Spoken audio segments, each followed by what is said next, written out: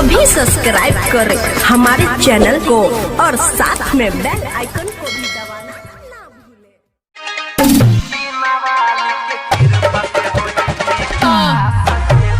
DJ Sumit Satish Verma, आप सुन रहे हैं दीपक म्यूजिक इंटरटेनमेंट की प्रस्तुति। Mix by Parveen Yadav. मैया के भगती कइले तोहर पूरा होइतौआ सजे सोना। क्या नाम है आपका?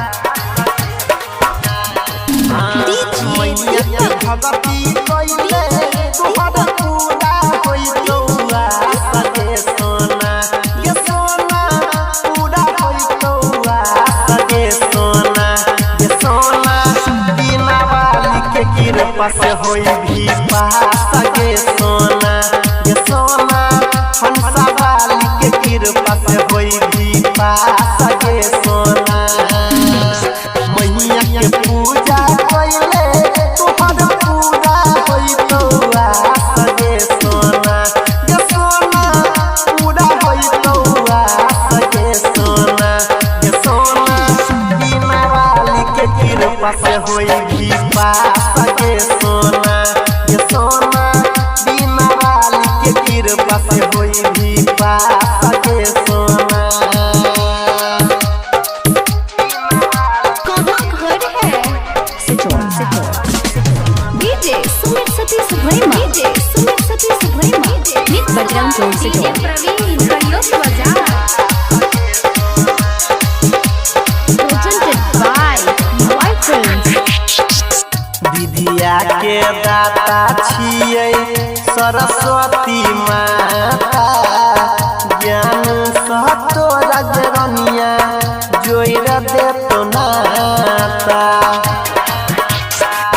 विद्या के दाता छियै सरस्वती माता।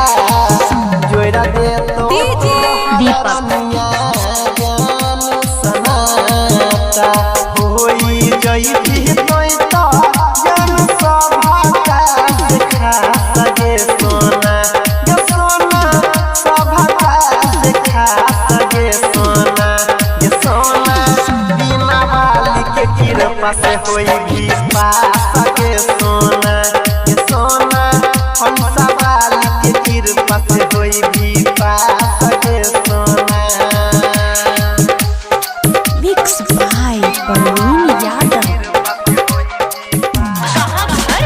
DJ Sumit Satish Verma, DJ Sumit Satish Verma.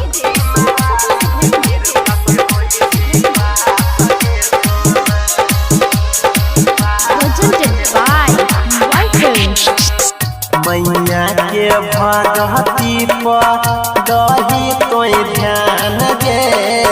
बढ़ जे तो ज्ञान रनिया होई जई भी विद्वान गे। मैया के भगती पर दही तोय ध्यान गे। बढ़ जई तो ज्ञान रनिया होई जई भी विद्वान गे। कहै छौ हम लसानी कइले कोई विश्वास गे सोना। ये सोना कइले कोई विश्वास गे सोना। ये सोना बिना वाली के कृपा से होई भी पास गे सोना। ये सोना बिना वाली के कृपा से होई जई